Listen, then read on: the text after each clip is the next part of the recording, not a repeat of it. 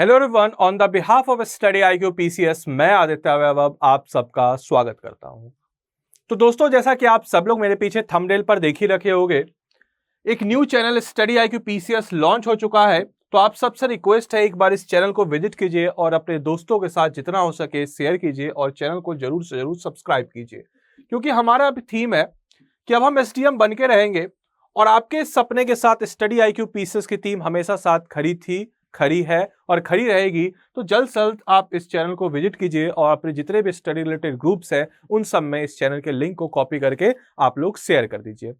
इसके अलावा अगर आपको मेरी क्लास अच्छी लगेगी तो वीडियो आप लोग जरूर लाइक कीजिएगा और मेरी क्लास को भी जरूर आप लोग शेयर कीजिएगा। तो दोस्तों, आज के इस क्लास में जो हमारा टॉपिक होने वाला है वो हमारा टॉपिक होने वाला है बिहार मिसेलेनियस, यानी कि आपके बिहार विविध के टॉपिक को हम लोग करेंगे। अगर हम लोग बिहार मिसेलेनियस के टॉपिक के बारे में बात करते हैं दोस्तों, तो बिहार मिसेलेनियस एक ऐसा टॉपिक है जहां से अमूमन बीपीएससी हर साल क्वेश्चन पूछता है और इससे रिलेटेड आपके स्टडी मटेरियल जो है आपके ना ही आपके ऑफलाइन मोड में और ना ही आपके इंटरनेट या ऑनलाइन मोड में आपको देखने को मिलते हैं। तो बहुत ही मुश्किल से बनाए गए ये सारे स्टडी रिलेटेड मटेरियल्स है और एक जो क्लास होगी आपके एमसीक्यू के माध्यम से होगी।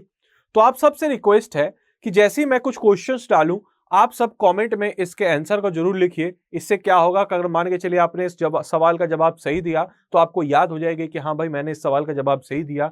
इनकेस मान के चलिए आपने उस सवाल का जवाब गलत दिया तो आपको ये याद रहेगा कि आपने इस सवाल के जवाब में गलत दिया था और इसका सही जवाब क्या होगा, और जब एग्जाम में सेम क्वेश्चन आपके एग्जाम में आएंगे तो आप आसानी से उस क्वेश्चन को सही कर सकते हो। तो चलिए करते हैं हम लोग अपनी क्लास की शुरुआत। तो दोस्तों, पहला प्रश्न आपके सामने ये रहा कि who is the present speaker of Bihar legislative assembly, यानी कि बिहार विधानसभा के वर्तमान अध्यक्ष 2022 के कौन है। क्या वो ए उदय नारायण चौधरी, बी देवनारायण यादव, सी विजय कुमार सिन्हा या फिर डी आपके विजय कुमार चौधरी। तो दोस्तों, इस प्रश्न का सही उत्तर आपके हो जाएगा विजय कुमार सिन्हा जो है बिहार विधानसभा लेजिस्लेटिव असेंबली के आपके अध्यक्ष लेजिस्लेटिव असेंबली के आपके स्पीकर हो जाएंगे विजय कुमार सिन्हा। अब एक प्रश्न बनता है कि विजय कुमार सिन्हा कौन सी पार्टी से ताल्लुकात रखते हैं, तो ये आपके बीजेपी पार्टी से ताल्लुकात रखते हैं। एक और प्रश्न यहां से आपके बन सकता है कि आखिर ये कब से स्पीकर है, तो 24 अप्रैल, याद रखिएगा 24 अप्रैल 2022 से ये आपके स्पीकर हैं। इसको आप ध्यान रखिएगा, बहुत ही इंपॉर्टेंट पॉइंट है।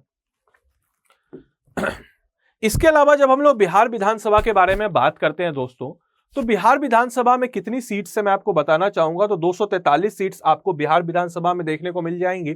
इसके अलावा बीपीएससी यहां से डायरेक्टली क्वेश्चन आपके, अगर आप लोग पिछले कुछ ट्रेंड्स देखोगे बीपीएससी के, चाहे आपका रिसेंटली सीडीपीओ एग्जाम हो या फिर उससे पहले बीपीएससी सीएससी का एग्जाम हो 67वीं वाला, तो वहां पे एक ट्रेंड आपको नजर आएगा कि बीपीएससी अब आजकल पार्टियों से क्वेश्चन पूछ रहा है। मतलब कि पॉलिटिकल पार्टियों से कितनी पार्टियों की कितनी सीट्स है। अगर आप सीडीपीओ के रिसेंट बीपीएससी द्वारा कंडक्ट किए गए एग्जाम को देखे होइएगा तो वहां पे इस प्रकार के बहुत सारे क्वेश्चंस आपको नजर आ जाएंगे।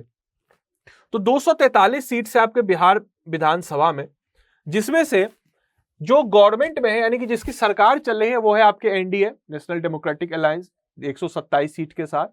अगर आपसे यहां से प्रश्न ऐसे बन सकते हैं कि भाई बताओ सबसे बड़ी पार्टी बिहार विधानसभा में कौन सी है, तो आपका जवाब हो जाएगा बीजेपी, नंबर 1 77 सीटों के साथ। दूसरे नंबर पे आपकी आरजेडी। तीसरे नंबर पे अगर आपसे कोई पूछा जाए तीसरी third largest party of Bihar in Vidhan Sabha, तो आपका हो जाएगा जदयू। अगर चौथे नंबर पे आपसे पूछा जाए तो आपका हो जाएगा कांग्रेस। और अगर पांचवें नंबर पे आपसे पूछा जाए तो आपका जवाब हो जाएगा सीपीआई एमएल 12 सीटों के साथ। तो ये 5 आपके दिमाग में होने चाहिए। सबसे पहले बीजेपी, उसके बाद आरजेडी, उसके बाद जेडीयू, उसके बाद कांग्रेस और फिर उसके बाद आपके सीपीआई एमएल। अगले प्रश्न की तरफ बढ़ते हैं। Who is the present deputy speaker of Bihar legislative assembly. Bihar legislative assembly के आपके डेप्यूटी स्पीकर कौन है। क्या वो आपके महेश्वरी हजारी है, राम सेवक हजारी है, नीरज कुमार है या फिर आपके फुलेना सिंह है। फटाफट बताइए इस प्रश्न का सही उत्तर। तो इस प्रश्न का सही उत्तर आपके हो जाएगा महेश्वर हजारी, जो कि आपके जेडीयू यानी कि जनता दल यूनाइटेड पार्टी से ताल्लुकात रखते हैं। फटाफट मुझे आप लोग कमेंट बॉक्स में लिख के बताइए जनता दल यूनाइटेड का Janata Dal United political party का सिंबल क्या है? What is the symbol of Janata Dal United जो पॉलिटिकल पार्टी है उसका सिंबल क्या है? फटाफट मुझे कमेंट बॉक्स में लिख के बताइए। इसके अलावा जब हम लोग बिहार विधानसभा के बारे में बात करते हैं, कुछ पॉइंट्स मैंने आपको ऑलरेडी बता दिया। स्पीकर आपके इसके विजय कुमार सिन्हा बीजेपी पार्टी से ताल्लुकात रखते हैं। 24 नवंबर 2020 से है, मैंने आपको 24 अप्रैल बोला था, 24 नवंबर 2020 से है। इसके अलावा इसको सही कर लीजिएगा। डिप्टी स्पीकर आपके महेश्वर हजारी जदयू, ये आपके 24 मार्च 2021 से है। इसके अलावा leader of the house, obvious सी बात है, जो मुख्यमंत्री होते हैं वही लीडर ऑफ द हाउस होते हैं, तो नीतीश कुमार जनता दल यूनाइटेड पार्टी से ताल्लुकात रखते हैं। डिप्टी स्पीकर ऑफ आपके जो deputy leader of the house या फिर आपके समय डिप्टी चीफ मिनिस्टर, वो आपके हो जाएंगे ताजकिशोर प्रसाद बीजेपी से, और रेणु देवी बीजेपी से 2 डिप्टी चीफ मिनिस्टर है। इसके अलावा कुछ और इंपॉर्टेंट पॉइंट मैं आपको बता दूं कि रेणु देवी जो है ये आपकी पहली आपके बिहार की महिला उप मुख्यमंत्री है। अगर आपसे प्रश्न पूछे कि first female chief minister of Bihar, तो आपका सीधा सीधा जवाब हो जाएगा रेणु देवी। इसके अलावा आप लोग मुझे कमेंट बॉक्स में लिख के बताएंगे ताजकिशोर प्रसाद के पास जैसे आपके वित्त मंत्रालय, वैसे रेणु देवी के पास आपके कौन सा मंत्रालय है? फटाफट मुझे कमेंट बॉक्स में लिख के आप लोग बताएं। लीडर ऑफ अपोजिशन बिहार विधानसभा का, अगर रिसेंटली अभी सीडीपीओ के एग्जाम को हम लोग देखते हैं तो लीडर ऑफ अपोजिशन आपसे पूछा गया है लेजिस्लेटिव काउंसिल का, बिहार विधान परिषद का, तो उनका तो जवाब राबड़ी देवी हो जाएगा। लेकिन अगर विधानसभा का पूछा जाए तो आपका जवाब हो जाएगा तेजस्वी यादव, आरजेडी पार्टी से ताल्लुकात रखती है सिंस 2020। अगले प्रश्न की तरफ दोस्तों हम लोग बढ़ते हैं। तो अगला प्रश्न है, where is the headquarter of Kosi division? यानी कि आपके टोटल 9 डिवीजन है बिहार में, 9 डिवीजन उसको अभी मैं आपको दिखाऊंगा। तो आपसे प्रश्न पूछ रहा है कि भाई कोसी डिवीजन का आपके हेडक्वार्टर कहां पे देखने को मिलेगा? Where is the headquarter of Kosi division? A Supaul, B Saharsa, C आपके मधेपुरा, या फिर डी आपके समस्तीपुर। तो दोस्तों इस प्रश्न का सही उत्तर आपके हो जाएगा कोसी डिवीजन का हेडक्वार्टर आपके हो जाएगा सहरसा में। अब मैं आपको बिहार के डिविजन्स के बारे में बता देता हूं। टोटल बिहार में 9 डिवीजन्स है। डायरेक्टली क्वेश्चन बीपीएससी का प्रीवियस ईयर पूछ रखा है। सबसे पहले डिवीजन है आपके तिरहुत। इस डिवीजन को आप ऐसे ट्रिक से याद कर सकते हो। तिरहुत डिवीजन का हेडक्वार्टर कहां है दोस्तों? तो इसका हेडक्वार्टर आपको हो जाएगा मुजफ्फरपुर। इसको याद करने का ट्रिक क्या है? तो लड़कियों के नाम से याद कर लीजिए, चंपा, चंपा ट्रिक मैं बता रहा हूं, सीता, वैशाली। इसके अलावा 2 सेक्युलर नाम, शिव और मुजफ्फरपुर। तो शिव से शिवहर हो गया और मुजफ्फर से मुजफ्फरपुर। जैसे कि हमारा देश सेकुलर है, बिहार भी सेकुलर है, तो ऐसे सेकुलर से आप याद कर सकते हो, याद करने का ट्रिक है। तो वेस्ट चंपारण, ईस्ट चंपारण, सीतामढ़ी, वैशाली, मुजफ्फरपुर और शिवहर आपके हो गए तिरहुत डिवीजन में।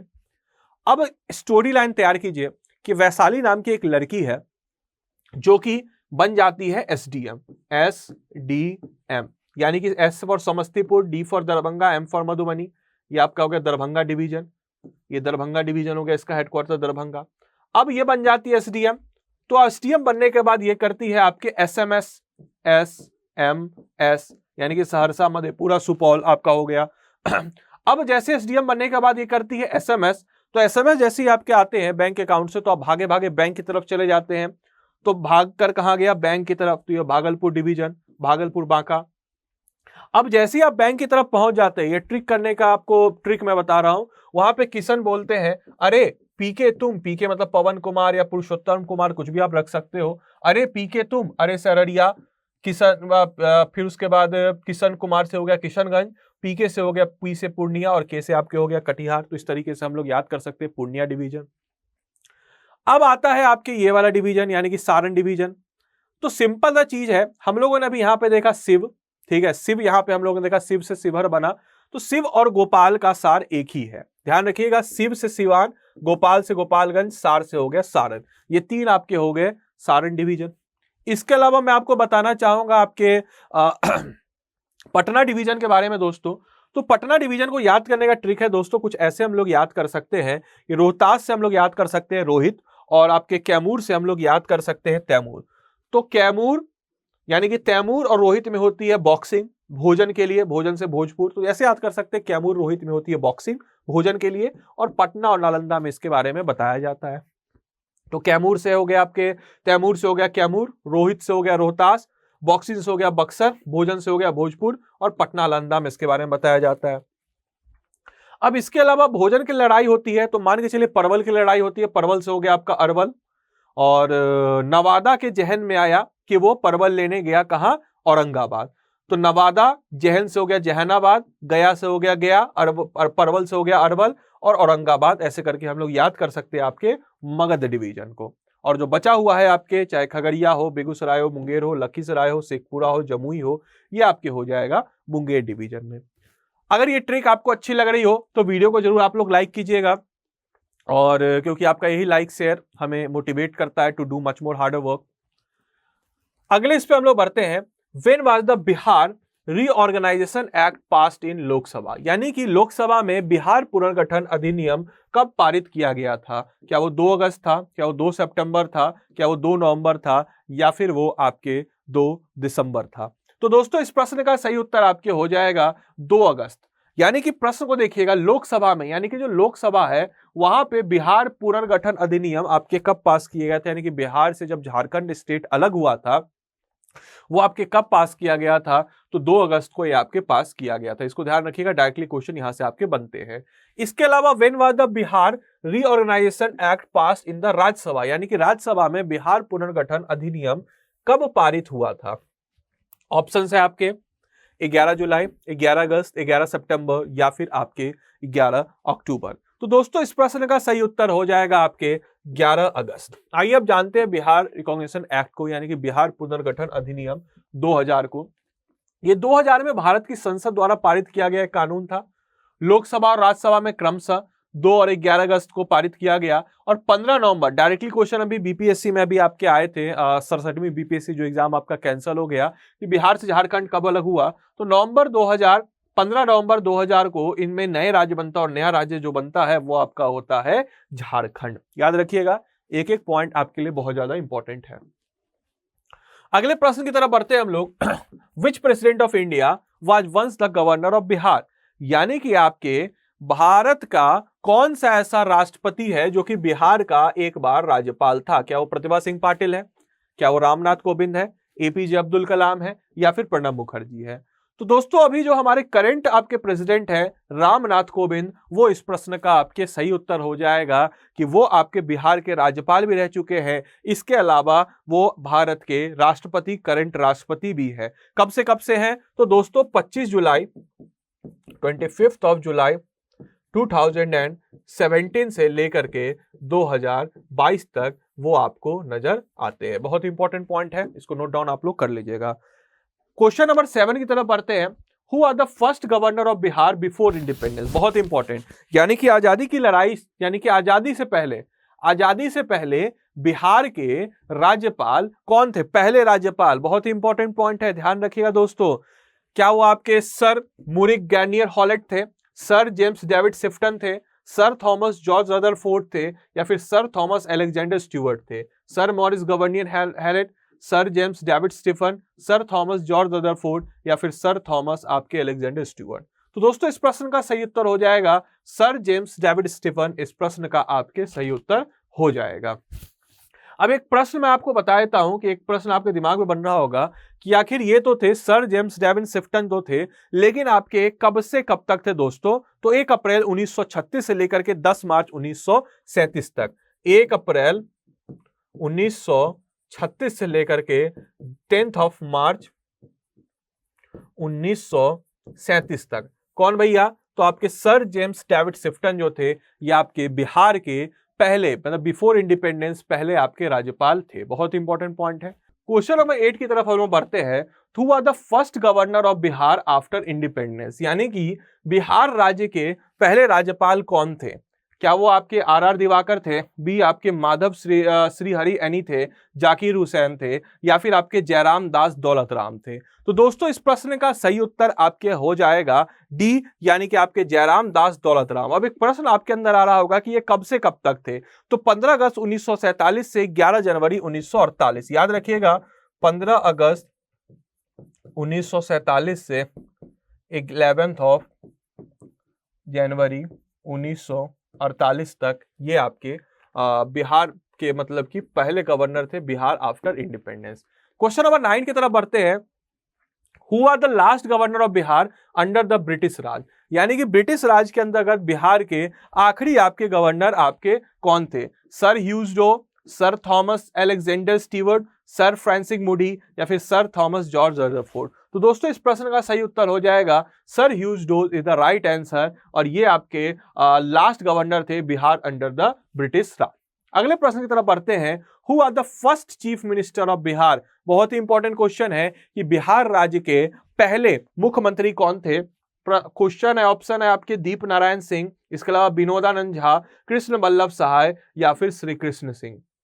दोस्तों इस प्रश्न का सही उत्तर हो जाएगा श्री कृष्ण सिंह। एक और प्रश्न यहां से आपका बनता है कि भाई पहले आपके चीफ मिनिस्टर तो श्री कृष्ण सिंह थे, लेकिन आपको मुझे बनाना है पहले डेप्यूटी चीफ मिनिस्टर कौन थे? फटाफट मुझे कमेंट बॉक्स में लिख के बताइए, पहले डेप्यूटी चीफ मिनिस्टर आपके कौन थे? अगर हम लोग इनका टाइमलाइन देखते हैं तो 26 जनवरी 1950 जब हमारा भारत रिपब्लिक हुआ था, गणराज्य हुआ था, तब जाकर के ये बनते हैं आपके मुख्यमंत्री, बिहार के पहले मुख्यमंत्री। और तकरीबन आपके 31 जनवरी, याद रखिएगा 31 जनवरी 1961 तक ये आपके बिहार के मुख्यमंत्री रहते हैं। बहुत इंपॉर्टेंट पॉइंट है।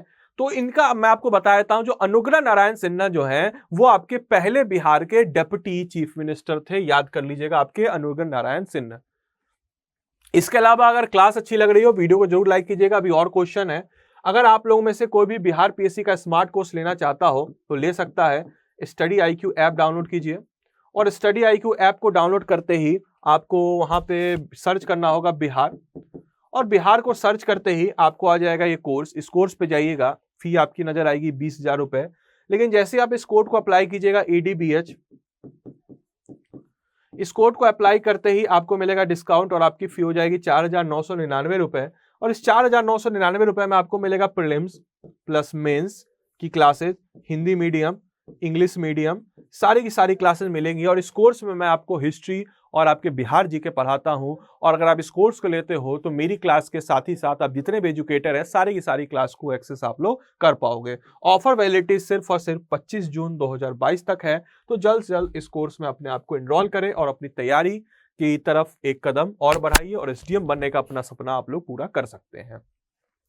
अगले क्वेश्चन की तरफ बढ़ते हैं, ब्रिटिश भारत में बिहार प्रांत के प्रथम प्रधानमंत्री कौन थे?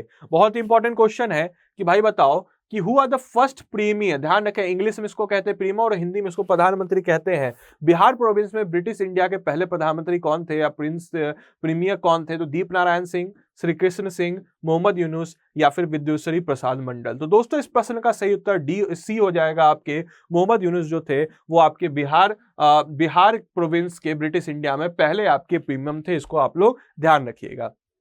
इसके अलावा यहां से डायरेक्टली क्वेश्चन आपके आ सकते हैं कि कब से कब तक थे? तो 1 अप्रैल 1937 से 19 जुलाई 1937, याद रखिएगा 1 अप्रैल से 19 जुलाई, ईयर हो जाएगा दोनों का सेम 1937। अगले प्रश्न की तरफ दोस्तों हम लोग बढ़ते हैं। तो अगला प्रश्न है, which chief minister of Bihar had the longest आपकी इनकम्बेंसी? बिहार के किस मुख्यमंत्री की सत्ता सबसे लंबी रही है? बहुत ही आसान सा क्वेश्चन है, ऑब्वियस सी बात है, श्री कृष्ण सिंह जो पहले आपके मुख्यमंत्री थे 11 ईयर, याद रखिएगा 11 साल तक, 11 ईयर्स एंड 5 डेज, 11 साल और 5 दिनों तक ये आपके मुख्यमंत्री थे बिहार के, और पहले मुख्यमंत्री भी बिहार के रह चुके हैं। अगले क्वेश्चन की तरफ बढ़ते हैं, who is the first and the only woman to date to have serve as the chief minister of Bihar? Bihar के मुख्यमंत्री के रूप में सेवा करने वाले पहली और एकमात्र महिला कौन है? यानी कि बिहार की पहली और एकमात्र महिला जो बिहार की चीफ मिनिस्टर बन चुकी हैं वो आपकी कौन है? क्या वो मीसा भारती है, राबड़ी देवी है, मीना सिन्हा है, या फिर आपके मनोरमा पांडे हैं? तो दोस्तों इस प्रश्न का सही उत्तर आपके हो जाएगा B, यानी कि राबड़ी देवी इस प्रश्न का सही जवाब हो जाएगा। इसके अलावा मैं राबड़ी देवी के बारे में आपको बता दूं, राबड़ी देवी अभी करेंटली बिहार विधान परिषद की लीडर ऑफ अपोजिशन है, जो डायरेक्टली क्वेश्चन आपके अभी रिसेंटली एग्जाम हुआ था CDPO, वहां पे आपके पूछा था। तो ये इस टाइप के क्वेश्चन आपके अमूमन बनते हैं। अब जब चलिए एक बार जब विधान परिषद की बात हो गई तो देख लेते हैं। इसके चेयरमैन आपके हो जाएंगे अवधेश नारायण सिंह, बीजेपी पार्टी से ताल्लुकात करते हैं। Leader of house Nitish Kumar, chief minister हैं, जदयू पार्टी से, सबको पता है। डेप्टी लीडर ऑफ हाउस आपके देवेश चंद्र ठाकुर, जदयू से ताल्लुकात रखते हैं। गवर्नर चीफ विप आपके रीना यादव और नीरज कुमार, जदयू से ताल्लुकात। इसके अलावा government deputy chief whip Dilip Kumar Jaiswal, BJP से ताल्लुकात। और ये क्वेश्चन आपके अभी रिसेंटली बीपीएससी सीडीपीओ एग्जाम में आया था। लीडर ऑफ अपोजिशन यानी कि राबड़ी देवी यादव, ये आरजेडी पार्टी से ताल्लुकात रखती हैं। ये आपकी लीडर ऑफ अपोजिशन है। इसके अलावा विधान परिषद की सीट्स के बारे में हम लोग बात करें तो यहां पे आपको 75 सीट्स है। इस टाइप के भी क्वेश्चन आपके एग्जाम में बनते हैं। अगर आपसे पूछा जाए विधान परिषद के बारे में कि सबसे ज्यादा सीट्स विधान परिषद में कौन सी पार्टी के पास है, तो जदयू के पास है, नंबर 1 जदयू। और नंबर 2 की बात हम लोग करें तो बीजेपी 22 सीटों के साथ, नंबर 3 आपके आरजेडी 11 सीटों के साथ। गवर्नमेंट में एनडीए 52 सीट्स है, जदयू, बीजेपी, आरएलएसपी और हम का मिला करके। और अपोजिशन में 13 सीट्स आरजेडी, सीपीआई। और बिहार में आपके 75 सीट्स हैं विधान परिषद में। इसके अलावा सिर्फ और सिर्फ बिहार को इंक्लूड करके भारत के सिर्फ 6 ऐसे राज्य हैं जहां पे आपको विधान परिषद देखने को मिलता है। उन राज्यों को याद करने का ट्रिक क्या है दोस्तों, तो उसको आप लोग याद कर सकते हो कुंभट के नाम से। K for Karnataka, U for Uttar Pradesh, M for Maharashtra, B for Bihar, A for Andhra Pradesh and T for Telangana. तो इस 6 तरीके से, इस 6 राज्यों को आप अपने ट्रिक से बिल्कुल आसानी से याद कर सकते हो। ट्रिक अच्छी लगी हो तो वीडियो को जरूर लाइक कीजिएगा। चलिए अब अगले क्वेश्चन की तरफ बढ़ते हैं बिहार मिसलेनियस के। Who is the shortest serving chief minister of Bihar? एक हिंट दे देता हूं, ये सिर्फ और सिर्फ 5 दिनों के लिए, जस्ट फॉर 5 डेज, सिर्फ और सिर्फ 5 दिनों के लिए बिहार के चीफ मिनिस्टर बनते हैं। तो सबसे shortest serving chief minister of Bihar आपके कौन है दोस्तों? तो इसका सही जवाब हो जाएगा सतीश प्रसाद सिन्हा। सिर्फ और सिर्फ 5 दिनों के लिए बिहार के आपके मुख्यमंत्री बनते हैं। 28 जनवरी से लेकर के 28 जनवरी 28 जनवरी 1968 से लेकर के सिर्फ और सिर्फ 1 फेब 1968 तक, सिर्फ 5 दिनों के चीफ मिनिस्टर बनते हैं। और जो कि इनको बनाता है सतीश प्रसाद सिंह को शॉर्टेस्ट आपके सबसे कम समय के लिए बिहार का चीफ मिनिस्टर बनने की उपाधि। इसके अलावा अगले प्रश्न की तरफ बढ़ते हैं आपके। Who are the first non-Indian National Congress Chief Minister to a Bihar complete his term? बहुत इंपॉर्टेंट पॉइंट है। अपना कार्यकाल पूरा करने वाले बिहार के पहले गैर भारतीय राष्ट्रीय कांग्रेस के मुख्यमंत्री, इसको ध्यान रखिएगा। अगर आपसे पूछे जाए इसी में कार्यकाल हटा दिया जाए तो इस सवाल का जवाब हो जाएगा महामाया प्रसाद सिन्हा, क्योंकि महामाया प्रसाद सिन्हा पहले ऐसे नॉन कांग्रेस यानी कि गैर कांग्रेसी मुख्यमंत्री थे जो बिहार के बनते हैं। लेकिन जब आप सवाल दूसरा है कि कार्यकाल पूरा यानी कि अपने जो 5 साल का जो टेन्योर, उस टेन्योर को पूरा करने वाले पहले कौन है, तो लालू प्रसाद यादव हो जाएगा। ऐसा अगर पूछा जाए सिर्फ और सिर्फ पहले कौन है तो महामाया प्रसाद सिन्हा, लेकिन अगर पूछा जाए टेन्योर पूरा करने वाले कौन है तो लालू प्रसाद यादव हो जाएगा। आई होप कि आप इन शब्दों को, खेल को समझते होइएगा। अकॉर्डिंग टू क्वेश्चन आप आसानी से इन सारे सवालों का जवाब दे दीजिएगा। क्लास अच्छी लग रही हो वीडियो को जरूर लाइक कीजिएगा। अगर आप लोग मुझसे कांटेक्ट करना चाहते हैं, मेरा इंस्टाग्राम आईडी है, मेरा फेसबुक आईडी है, मेरा ट्विटर हैंडल है, मेरा मेल आईडी है। और अगर आप क्लास की पीडीएफ पाना चाहते हैं तो क्रैक इट विद आदित्य पे जाइए और क्लास की पीडीएफ आप लोग ले सकते हो। मैं उम्मीद करता हूँ क्लास आपको अच्छी लगी हो और इसने आपने एंजॉय किया हो और आने वाले टाइम में आपके एग्जाम के लिए इंपॉर्टेंट हो। तो क्लास को लाइक कीजिए, वीडियो चैनल को सब्सक्राइब कीजिए और जितना हो सके क्लास को शेयर कीजिए। Thank you.